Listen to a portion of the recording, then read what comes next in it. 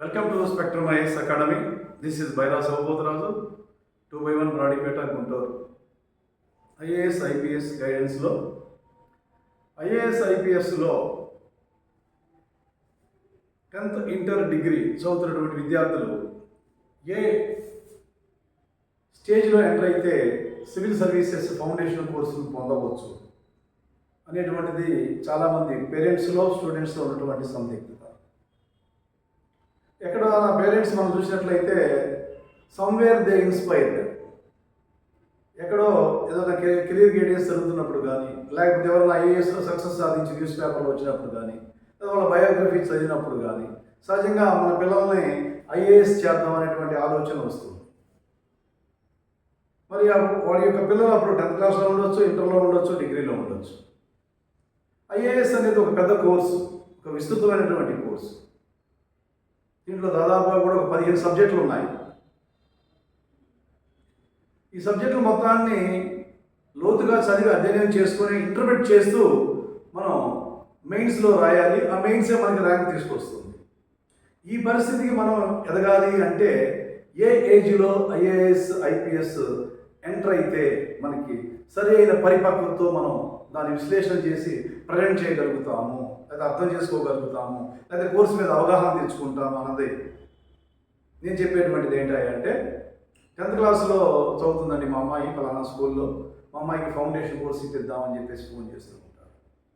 లేదా మా అబ్బాయి ఇంటర్ చదువుతున్నాడండి, ఇంటర్తో పాటు ఐఏఎస్ చేద్దాం అనుకుంటున్నామండి, మా వారు 9 నారాయణలో కానీ చైతన్యలో కానీ సమ్వేర్ ఇంటర్మీడియట్ చదువుతున్నారండి డే స్కాలర్గా, ఇది పాసిబిలిటీ ఉంటుందా? అదే మా అబ్బాయి ఇప్పుడే డిగ్రీ జాయిన్ అయ్యాడండి, డిగ్రీతో పాటు ఐఏఎస్ ఫౌండేషన్ కోర్స్ ఇప్పిద్దాం అనుకుంటున్నామండి, మరి ఇది సాధ్యమవుతుందా? సో ఐఏఎస్ సాధించాలంటే ఎప్పటి నుంచి మనం ప్రిపరేషన్ స్టార్ట్ చేయాలి? లేకపోతే చాలామంది డిగ్రీ పూర్తి చేసిన తర్వాత ఐఏఎస్ సాధించాలనేటువంటి కోరిక కలుగుతుంది. పీజీ అయిపోయిన తర్వాత కొంతమంది ఎంటర్ అవుతారు. ఈ యొక్క డ్యూరేషన్లో ఎప్పుడు ఐఏఎస్ ప్రిపరేషన్ ఎంటర్ అయితే బాగుంటుంది అనే దానికి నేను చెప్పేది ఏంటంటే 10th class intermediate age is not what you call adaptable కాదండి. ఎందుకంటే గ్రాస్పింగ్ పవర్ చాలా తక్కువగా ఉంటుంది. దీనికి ఏం కావాలంటే గ్రాస్పింగ్ పవర్ ఉండాలి. చదివిన దాన్ని అర్థం చేసుకొని అవగాహన పెంచుకొని విశ్లేషణాత్మకంగా ప్రజెంట్ చేసేటువంటి మెథడాలజీ కావాలి.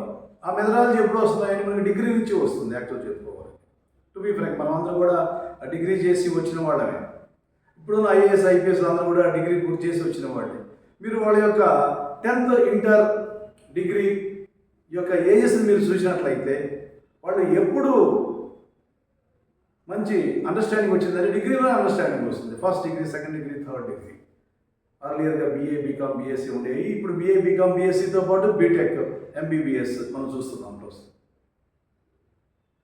అంటే మనం ఫస్ట్ డిగ్రీలో ఎంటర్ అయినప్పుడు యూపీఎస్సీ నోటిఫికేషన్ సంబంధించినటువంటి వివరాలు, సిలబస్, ప్రీవియస్ క్వశ్చన్ పేపర్స్ తీసుకొని అధ్యయనం చేసి సక్సెస్ సాధించిన వాళ్ళ యొక్క ఇంటర్వ్యూస్ని స్టడీ చేసి మ్యాగజైన్స్లో మనకి సక్సెస్ సాధించిన వాళ్ళు అని ఇస్తూ ఉంటారు. సివిల్ సర్వీస్ క్రానికల్ అని చెప్పేసి, కాంపిటెన్స్ సక్సెస్ రివ్యూ అని చెప్పేసి, ప్రత్యేకత దర్పణ అని చెప్పేసి, మంత్లీ మ్యాగజైన్స్ దృష్టి అని చెప్పేసి ప్రత్యేక మనకి మ్యాగజైన్స్ వస్తూ ఉంటాయి. మ్యాగజైన్స్లో సక్సెస్ ర్యాంక్స్ వాడి యొక్క ఇంటర్వ్యూస్ ఇస్తుంటారు. బ్యాక్గ్రౌండ్ ఏంటి, వాళ్ళు ఎలా ప్రిపేర్ అయ్యారు, వాళ్ళు ఎప్పుడు స్టార్ట్ చేశారు, ఏ ఆప్షన్ తీసుకున్నారు, వాళ్ళ ఫాదర్ ఏం చేస్తారు, మదర్ ఏం చేస్తారు, ఈయన యొక్క అకాడమిక్ స్టడీస్ ఏంటి, ఎంతకాలం పట్టింది, ఇవన్నీ వివరాలు ఉంటాయి.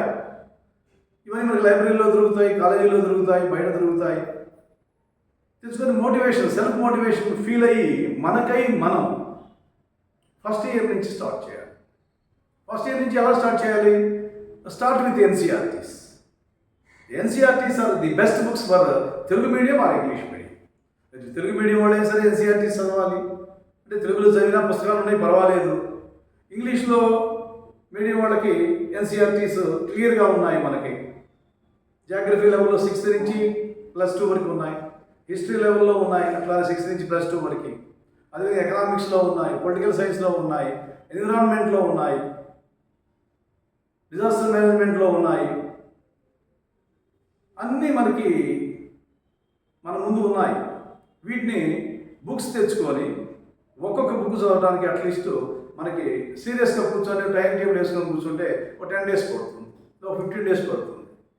ఫస్ట్ 6 months ఫౌండేషన్ కోర్స్గా ఎన్సీఆర్టీస్ మొత్తం పూర్తి చేసి ఆ తర్వాత స్టాండర్డ్ టెక్స్ట్ బుక్స్కి వెళ్ళినట్లయితే ఫౌండేషన్ కోర్సుకు పునాదులు పడతాయి. ఫౌండేషన్ కోర్స్ ముందు కదా, first year, second year, third year. ఈ మధ్య కాలంలో ఎవరన్నా మనకు తెలుసు, మనకి every year civil service result వస్తూ ఉంటుంది. 2 తెలుగు రాష్ట్రాల్లో దాదాపుగా ఇప్పుడు 100 మంది దాకా సెలెక్ట్ అవుతూ ఉన్నారు. అవన్నీ చూస్తూ ఇన్స్పైర్ అవుతూ మోటివేట్ అవుతూ అగైన్ మళ్ళీ మనం ముందుకు పోవాలి. ఈ విధంగా నీకు డిగ్రీ పూర్తయ్యే నాటికి సివిల్ సర్వీస్ మీద ఒక కంప్లీట్ అవగాహన తెచ్చుకోవాలి. కంప్లీట్ అవగాహన ఎప్పుడైతే మనకు వచ్చిందో ఆ తర్వాత 21 years ఏజ్ మనకి ఎంటర్ అవ్వగానే మనం యూపీఎస్సీకి అప్లికేషన్ పెట్టుకొని అటెంప్ట్ ఇవ్వాలి. ఫస్ట్ అటెంప్ట్లో మనకి సక్సెస్ రావచ్చు, రాకపోవచ్చు, చేసిన తప్పులు తెలుస్తాయి కాబట్టి సెకండ్ అటెంప్ట్ నుంచి మనం స్టడీ అయిపోతాం. సో కొంతమందికి ఫౌండేషన్ కోర్స్ చేసిన వాళ్ళకి ఫస్ట్ అటెంప్ట్లోనే వస్తుంది. Because of that they owned the civil services at the age of 23, 24, 25 so many ranks we had seen.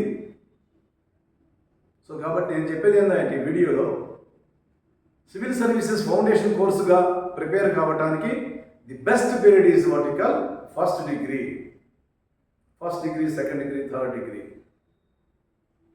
ఈ యొక్క డిగ్రీ గ్రాడ్యుయేషన్ కాలంలో ఇటు మనం సివిల్ సర్వీస్ ప్రిపేర్ కావచ్చు, ఇటు పక్క గ్రాడ్యుయేషన్ తెచ్చుకోవచ్చు. లేకపోతే ఈ ఎక్స్పీరియన్స్ అంతా నీకు ఎకనామిక్ సపోర్ట్ కోసం మరి యొక్క ఏదైనా ఉద్యోగం ఆటోమేటిక్గా వస్తుంది. ఎందుకంటే ఇంత చేసినప్పుడు ఏంటంటే మనకి ఏదైనా జాబ్ తప్పనిసరిగా కూడా వస్తుంది. ఆ జాబ్ చేస్తూ కూడా మనం సివిల్ సర్వీసెస్ క్రాక్ చేయొచ్చు. So this is the my interpretation regarding civil services for foundation course. Thank you very much.